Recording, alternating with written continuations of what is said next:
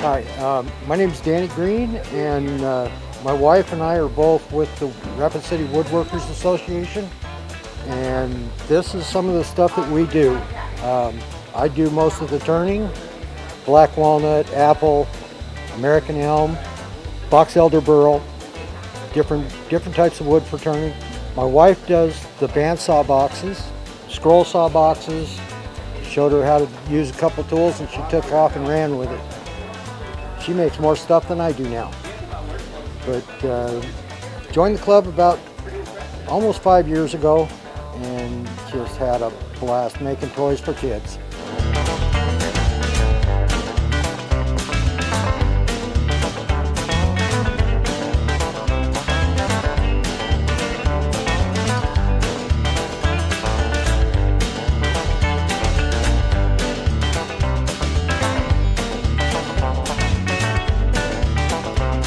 My name is Bob Buchanan. I'm the president of the Rapid City Woodworkers Association here in Rapid City.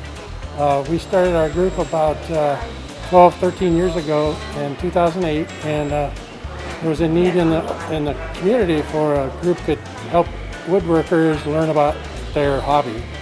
And so we started the group in the summer of 2008. Had 14 members show up the first day, and then we've grown from 14 now to about 40 members.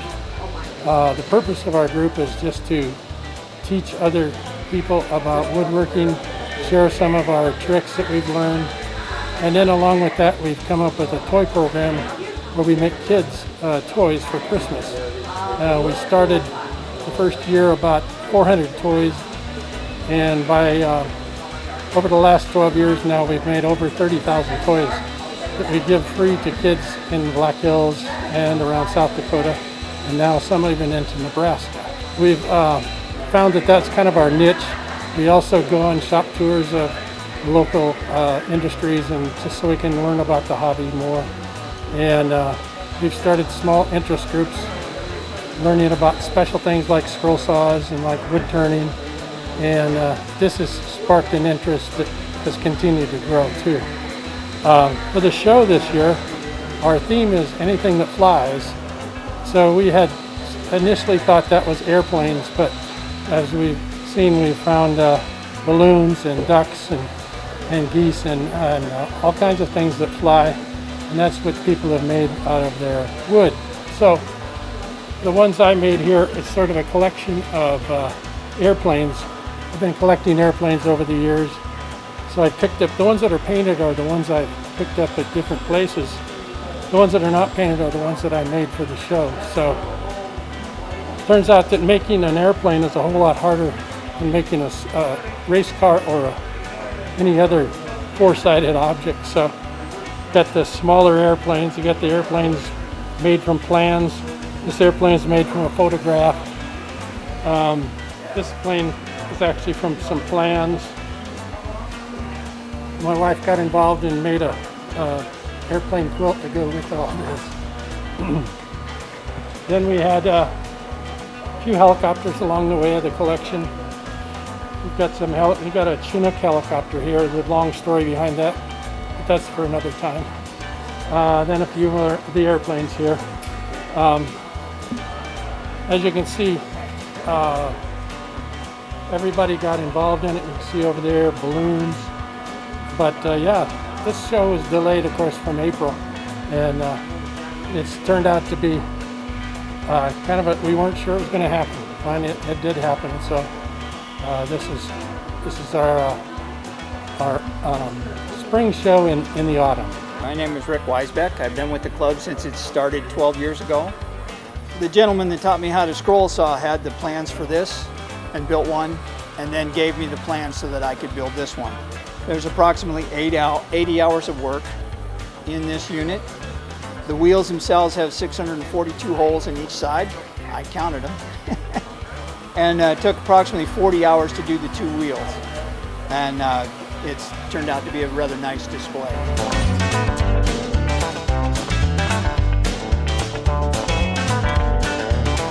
This gun is a model designed by Magnum Enterprises, which is a local organization in town that builds rubber band guns.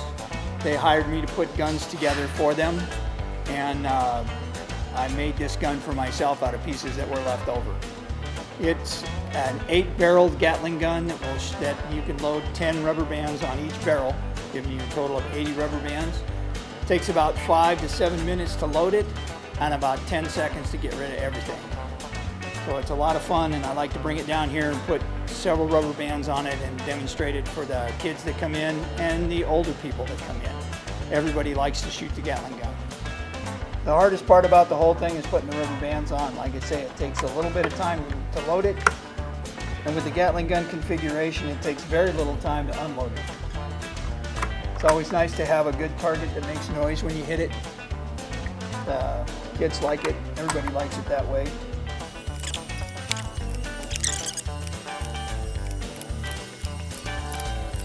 As you can see, it takes quite a while. Like I say, I have only about half of the rubber bands on here that will go. It gets a little tight on the turnbuckles when you get 10 rubber bands on it, so it gets a little hard to do. In here, it's a simple drive gear setup to make it turn. And then there's a cam up in here that when we do this, it's now cocked and ready to fire.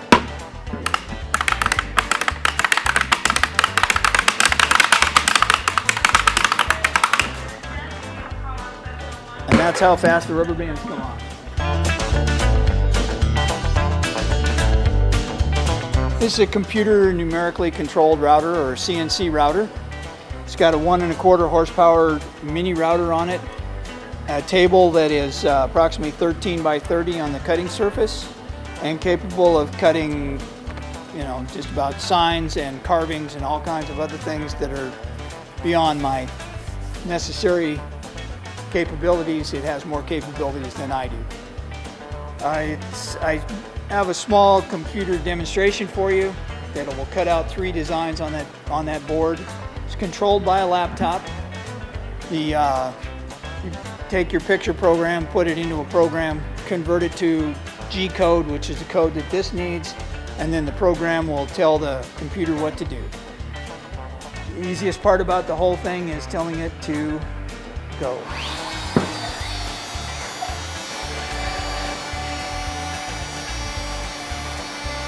The best part about using this type of a machine is once you get it started, you don't normally have to watch it. If you're doing a repeat cut or something to that effect that takes 15 or 20 minutes, you can be somewhere else in the shop doing sanding, doing other prep work, getting things going. It's like having a second person in the shop completing things. I use this for about 3 or 4 different toys for the woodworkers every year. A rocking chair, a cradle, and the helicopter blades. I cut them out on this, and it just makes them more consistent, gives us a better product in the long run. And then during the time that the machine is running, I can be working on sanding stuff or cutting out other toys. So it's very helpful in that way. This is what we'll have. Watching this thing work gets a little bit hypnotizing. When I first got it up and operating in my shop, I invited the woodworkers over, and I was just cutting out some simple lettering on a board. I had 3 guys sitting in chairs watching this run for about 15 minutes, and the 3 gentlemen probably had almost 200 years worth of experience in woodworking, and were totally fascinated by watching this thing cut out lettering.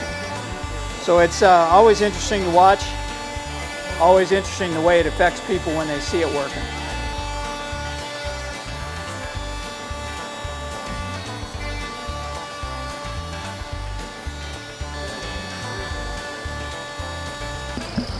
This is just a pattern for a Christmas ornament from this year, so I thought I'd try it on some different layers of wood, see what it looks like, see how it comes out.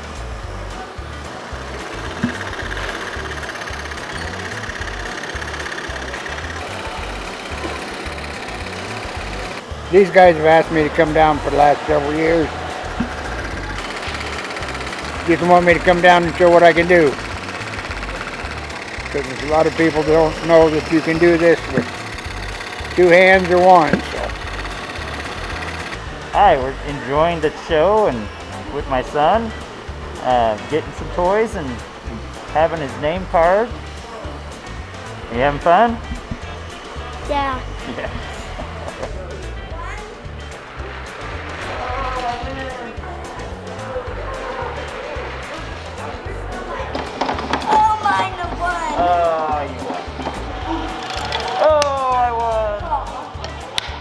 my name is Corey Weisbeck, and my dad is part of the club. He's got me involved in the club probably about 5 years ago, but I've been into woodworking most of my life. We started out building furniture, shelves, desks, things like that. Occasionally we still do some furniture for my house and for my mother. My mom does some of the scroll saw work as well.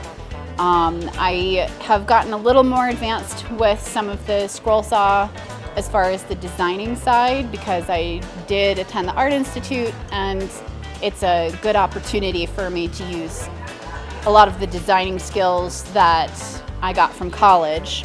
So some of the work that we've done, a couple of these pieces right here are my mother's. These are patterns that we've received from friends or other hobbyists, magazines. As far as my stuff, I have a tendency to design my own full pieces.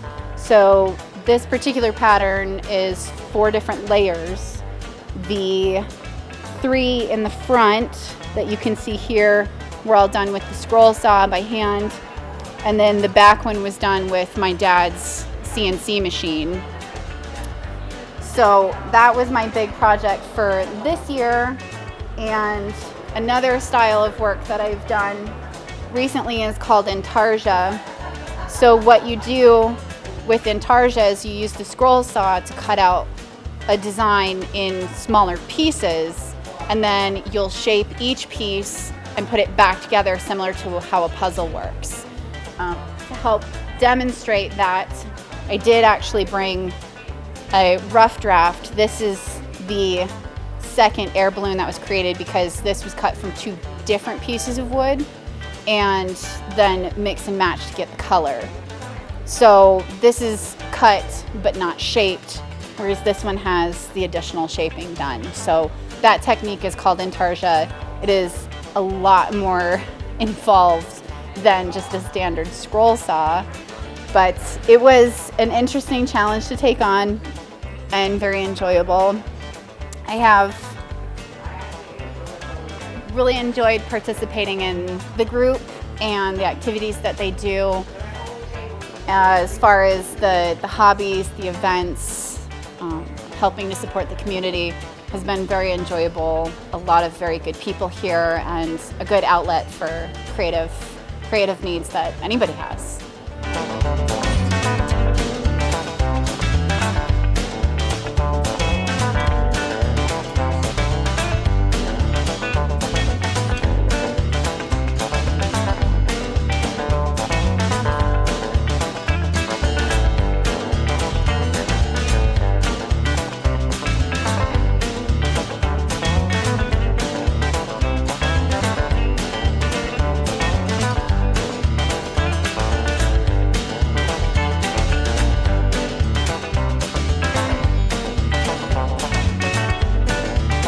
My name's Jim Burke, and I'm part of the Rapid City Area Woodworkers Association. I've been a member for going on 2 years now, and these are some of the stuff that I've done. A lot of it's scroll saw. I also do wood burning with color in it. This is my favorite one. June 8th it was official. So retired, no longer my problem. This is called layered, where you cut out different layers and then stack them on top of each other to make the deals. I just made this one. I really like this one. It's got a lot of detail to it. Some of the wood burning, different pictures. And then I've done a lot of stuff for some friends of ours for wedding presents. I talk to them, find out common interests between the two, and then I'll come up with a design for something for their wedding. I did a bunch of stuff for my daughter's wedding, but unthankfully, because of COVID, I missed my daughter's wedding. So, I really like the scroll sawing and the wood burning. This one here, we have a Union Pacific train. That's another layered one. A couple of the latest ones I've done, John Wayne and Sam Elliott.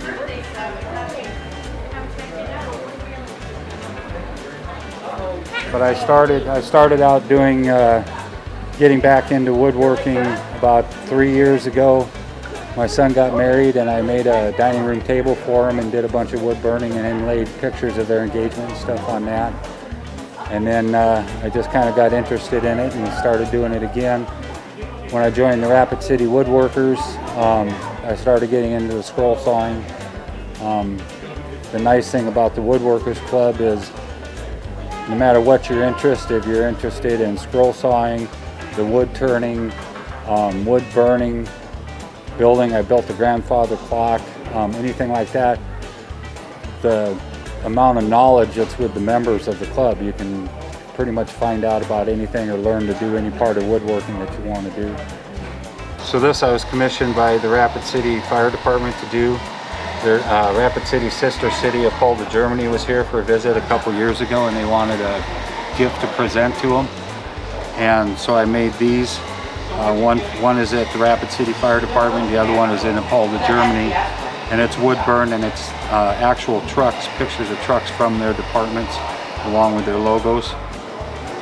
And then I've got another wood burn piece that I did. I just retired from being Wildland Fire, and there's the Wildland Firefighter Foundation that helps injured firefighters or if there's a fatality. And they do a fundraiser here in Rapid City every year, and I did a wood burning of a crew digging line and everything, a fire, and that was actually gotten to the Wildland Firefighter Foundation sitting in Boise, Idaho now.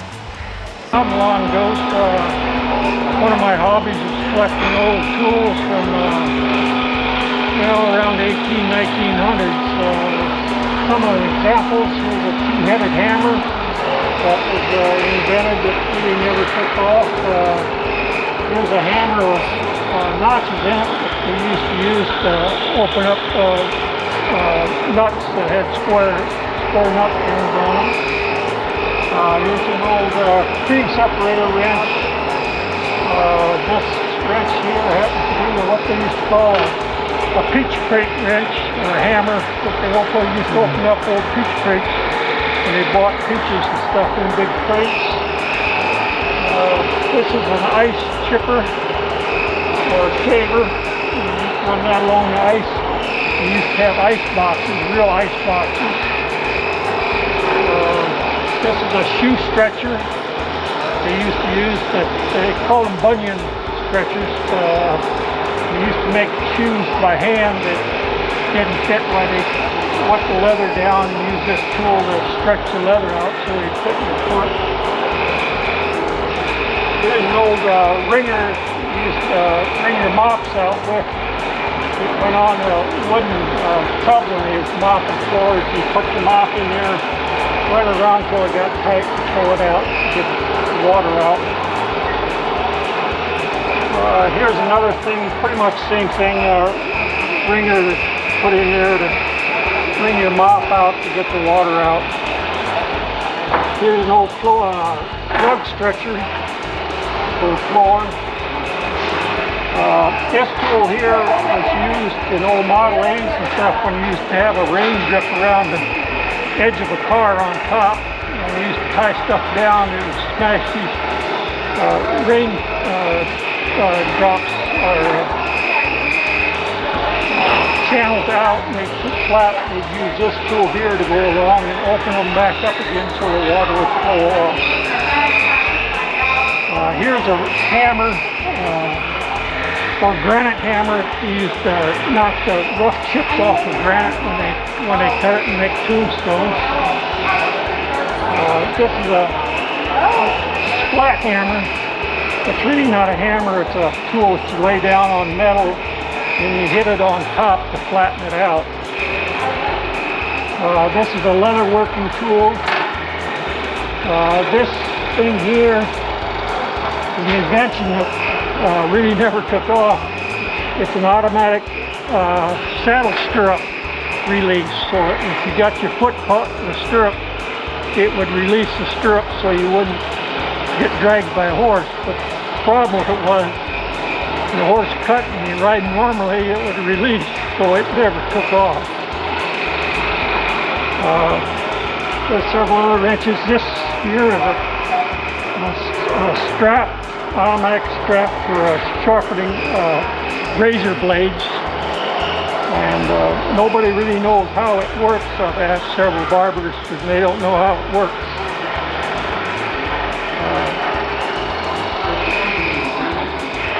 Let's see, some of these other ones. Here's what's called a juice harp. And these are rub makers, old rub makers. These are old Model T tools they used to clean the rings when they overhauled the engines or the valve grinders. Just old tools. Here's an old type of pinchers. Here's another peach crate opener. They started with my dad. He started collecting tools when he was come off of a farm, and he started collecting tools, and I just took over when he passed away. And I've got about close to 1,500 tools at home. I got 13, 14 of these boards at home, and I bring them around to different things to show off. I'm Grant Coffin. I'm one of the old guys in the club, and I'm here to explain this board to you about how a toy comes to be from a piece of wood to the finished product. So we'll start up here. Right after the first year, we'll take a piece of wood like this. We'll trace out the pattern on the wood, and we'll go to the shop and drill the holes, saw the thing out, and wind up with a blank like this. Then at that point it generally goes to the individual woodworkers' homes where they'll route the edges, drill the holes if they're not drilled, sand the thing, get the splinters off of it, and then it'll look like this. So then it comes back to hand sanding. Any little rough spots or anything, people sand there and rub them and sand them off. At which point it goes to Bob's house or sometimes Rick's, and they spray the lacquer,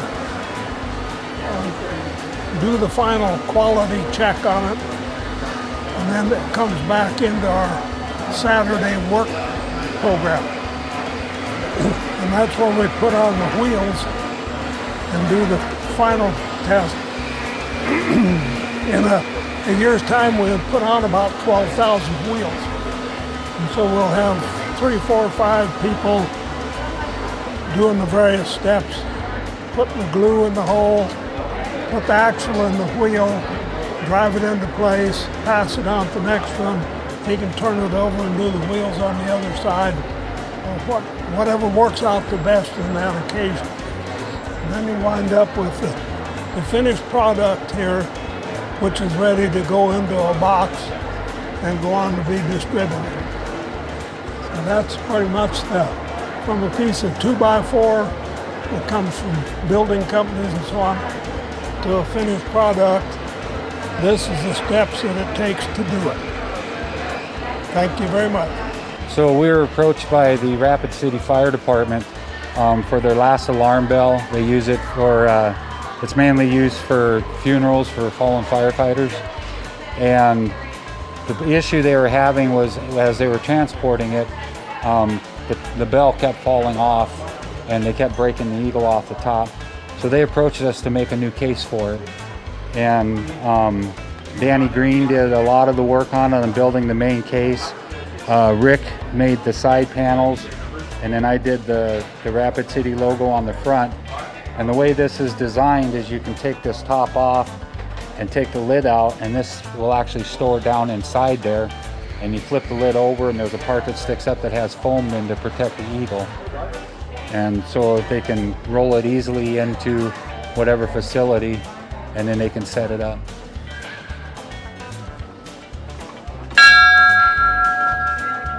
So that's the sound that it makes.